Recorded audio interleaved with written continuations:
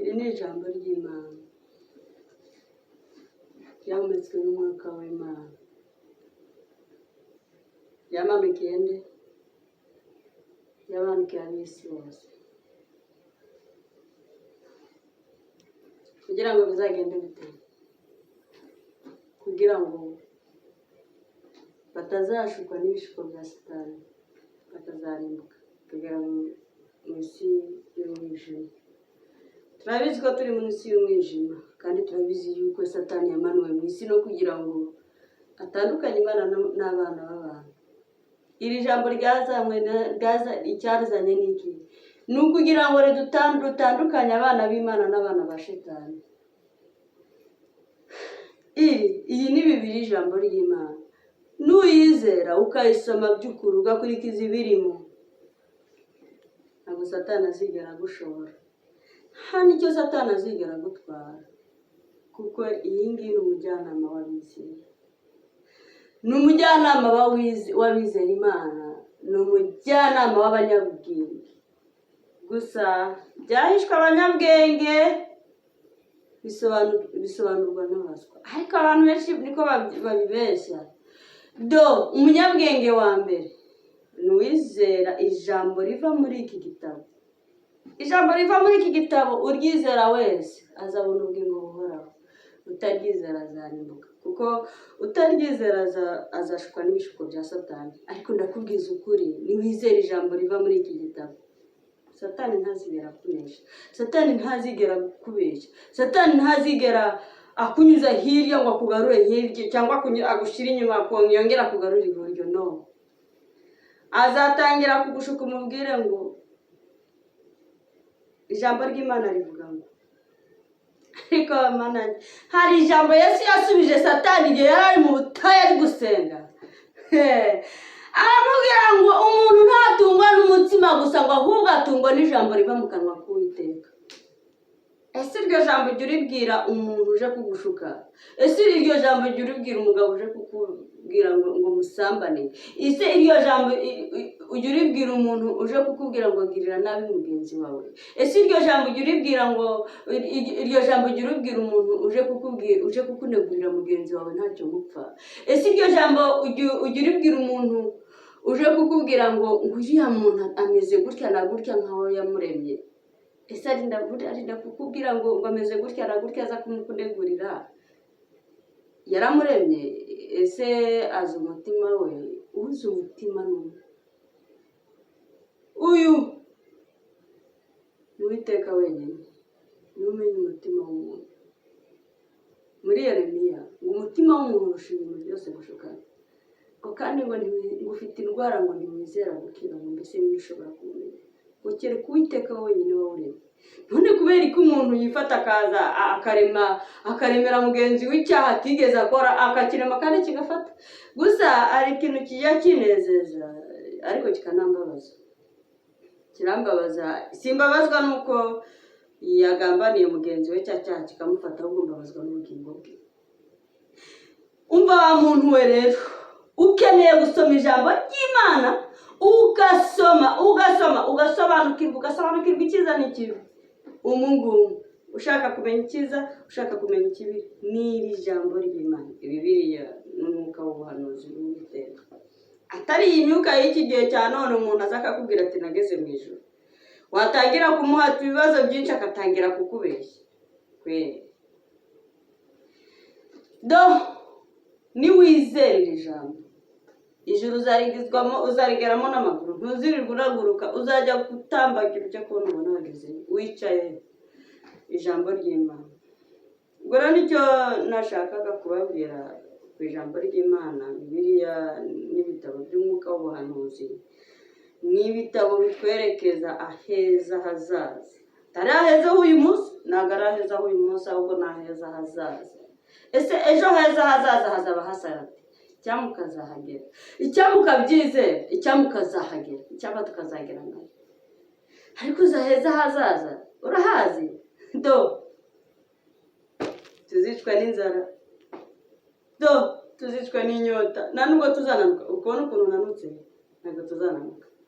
tuzahora mu munezero udashira, uru rukara rwanjye ruzahinduka, nanjye nzaba umuzungu. Noneho rero reka duhindure ikiganiro, buriya tugeze ku ijambo ry'Imana, ariko ngewe ntabwo nje kubwiriza kuko sindi umubwiriza, sinje no kuririmba, sindi umuririmbyi, ahubwo hari icyo nshaka kuvuga, ari nacyo kinzanye imbere yanyu, ari nacyo kinzanye imbere y'Imana, ari nacyo kinzanye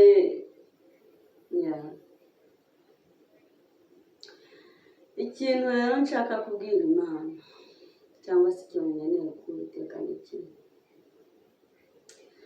Iyo numvise intambara, igihugu cyacu uburyo cyazahajwe n'intambara, noneho ukava mu ntambara wacitse ku icumu ry'amasasu n'imihoro,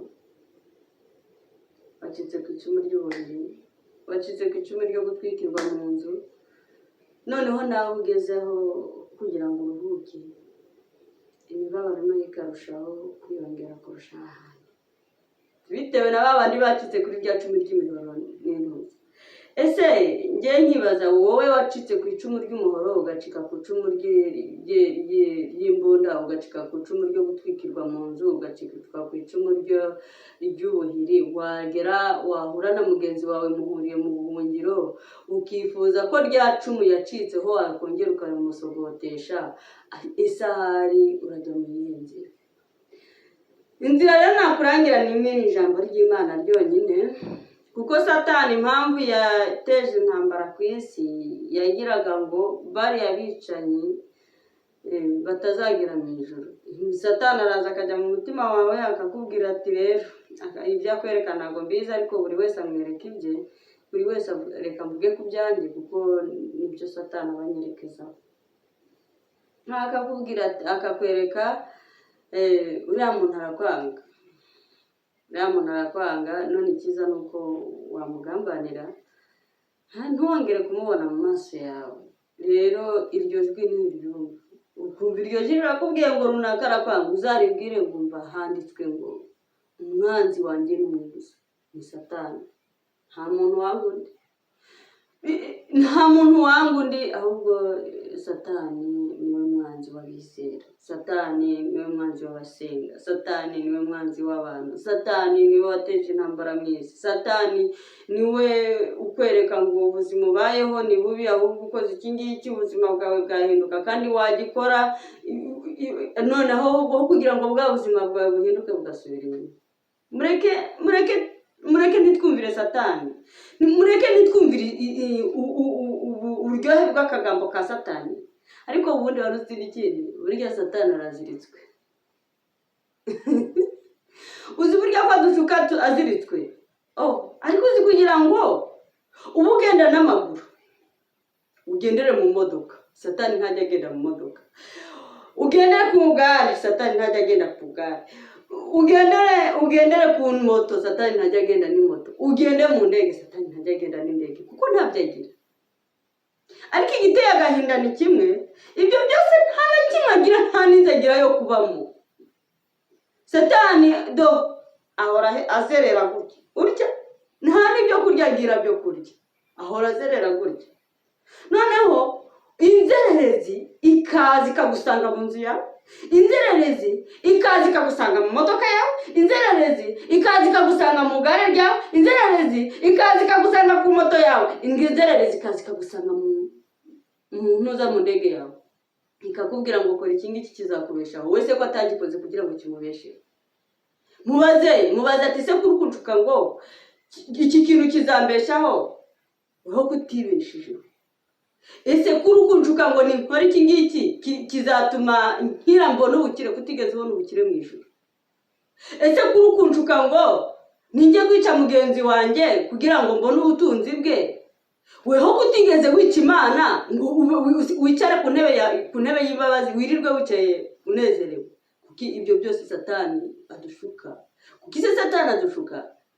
Tekereza, yiyatse icyubahiro, yari umumarayika ukomeye, ndetse yasubaga abandi bamarayika bose, niwe wari umuyobozi wabo.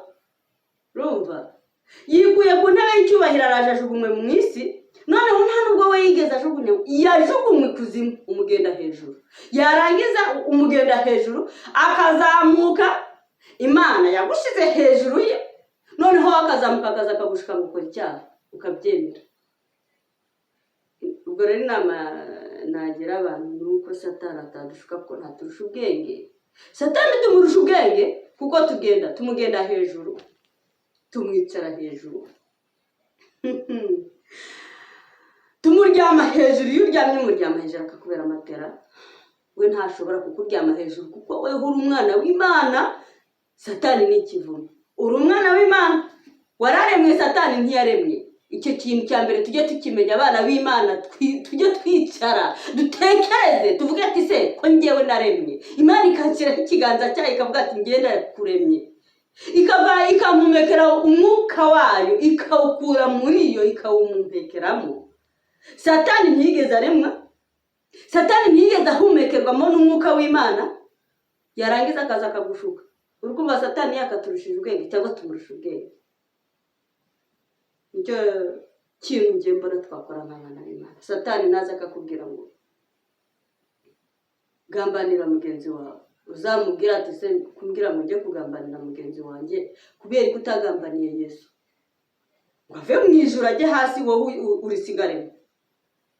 Noneho Satani naza akakubwira ngo njya gusambana, uzamubaze usambanya abakobwa bangahe. Noneho nakwereka abakobwa asambanya, niho uzamenya ko Satani afite ijambo. Nta jambo Satani afite. Mugabo Satani naza kukubwira ati genda ureshura umugore wa mugenzi wawe, ufite umugore wa Imana yaguhaye, ufite abana Imana yaguhaye, uzamubaza ati se ufite abana bangahe, ko njyewe nashatse umugore nkabyara, ese wowe ufite abagore bangahe? Icyo kintu kizatsinda Satani.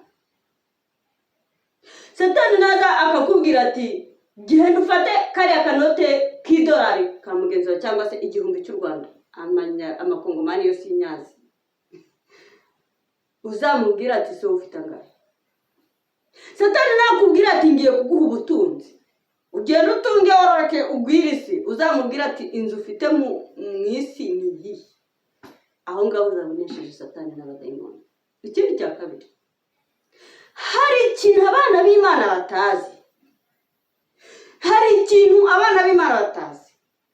Noneho Satani akakubwira ati jya mu bapfumu, noneho wajya kureba ugasanga umupfumu azakubwira ati rero ndaguha inzu nziza, ndaguha imiti wisige, ugenda ugira ubutunzi bwiza. Mo kimwe arara mu kiraro, kuki watavuye mu kiraro ngo yiyubakire ya nzu nziza yibemo. Uzamubwira ati uriya mupfumu ko atigeze yiyubakira inzu, azantinza atagira. Satani nakubwira ati rero jya kuroga mugenzi wawe umwice, uzamubwira ati se ninjya kumuroga nkamwica njyewe nzarama ku isi. Ibintu twanesheje Satani ni byinshi. Yesu yamunesheje ijambo rimwe gusa, ariko murabizi n'impamvu. Buriya Satani kugira ngo ajye kubwira Yesu ngo nahindura amabuye umutima rye, yari afite ubwoba, kuko Satani akiri mu ijuru yashoje intambara azi ko ari butsinde. Noneho Satani amaze gutsindwa ajugunya ikuzimu, yari afite ubwoba ko Yesu ari bumaruka akamusanga ikuzimu, yamara kugera ikuzimu yarangiza agasiga amukuyeho, yarangiza kongera agasubira mu ijuru. Yari azi ko agiye gufata ikuzimu no mu ijuru, urumva? Noneho Satani afite ubwo bwoba bw'ibigiye kumubaho, araje aragushutseho mwana w'umuntu ufite we. Satani ubu nta bushobozi agifite bwo kujya imbere y'Imana ngo mbabarire, nta mbabazi Satani agifitiwe.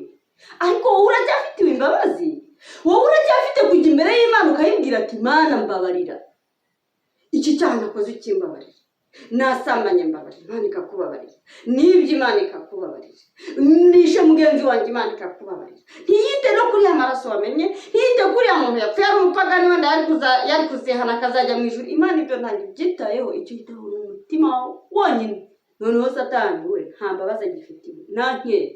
Noneho yarangiza akaza akagushuka akakubwira ati yewe kora iki ngiki. Noneho hari umuntu mperutse kumva kuri YouTube ari kuvuga ngo wowe n'Imana ngo bafitanye urubanza se buriya tuzarega Imana tuyitsinde. Okay, naho ikiganiro cy'ubutaha murakoze sawa.